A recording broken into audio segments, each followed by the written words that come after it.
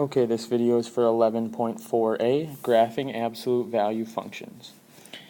Okay, so on the front side of this worksheet, there's some things where they have you fill out a table based on an equation, like selecting x values and finding y values from that.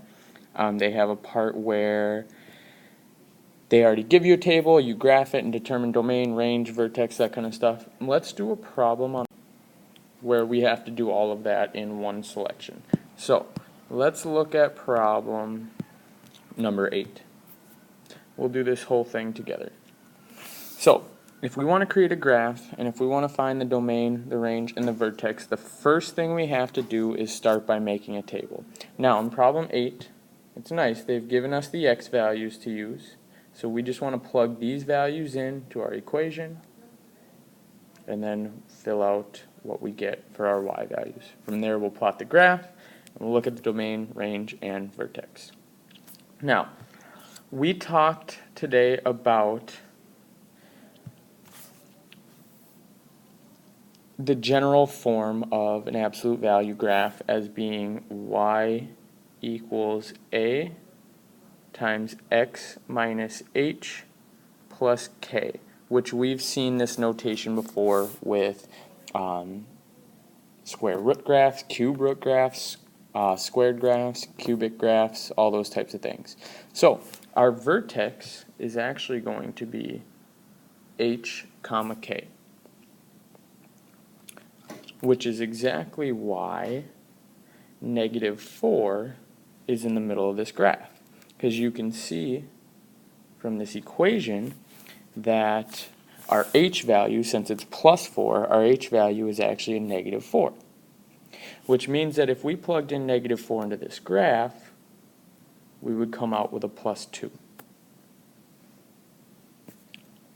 And that's because -4 plus 4 is 0, and then 0 plus 2 is 2. So we already do know our vertex. We can fill that in. Our vertex is -4, 2. Now let's plug in everything else. So if we plug -10 into the graph, we get -10 plus 4, which is -6. But since it's in absolute value, that -6 becomes +6. And then 6 plus 2 is 8. If we plug in -8, we get -4 in absolute value, which becomes +4. +4 plus 2 is 6. If we plug in -6, we get +2 plus 2, which is 4. If we plug in -2, we get 2 plus 2, which is 4. If we plug in 0, we get 4 plus 2, which is 6.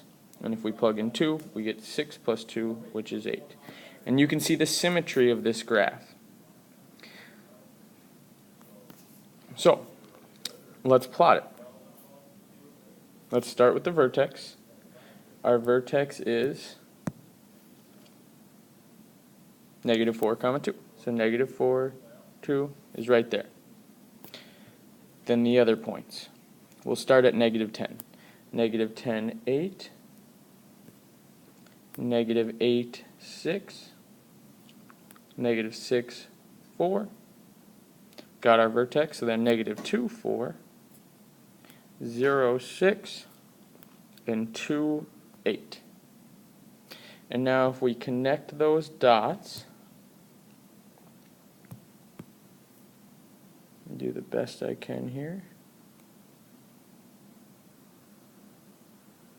and then we'll put arrows on the end because it does continue on forever. You can see that our absolute value graph makes a V shape, with the vertex being that center or the bottom of the V. So let's look at the domain. Domain is all x values, and as you can see, because of these arrows on the graph, this is going to extend right and left for forever. And there's no x value that doesn't work. So our domain is going to be all reals. And then our range is different. Because for our range, it's the set of all y values. You can see that this graph is going to continue up forever. So it'll go to positive infinity. But it starts at +2 and it never goes below 2. And so our range is going to be all y values greater than or equal to 2. And now we're done.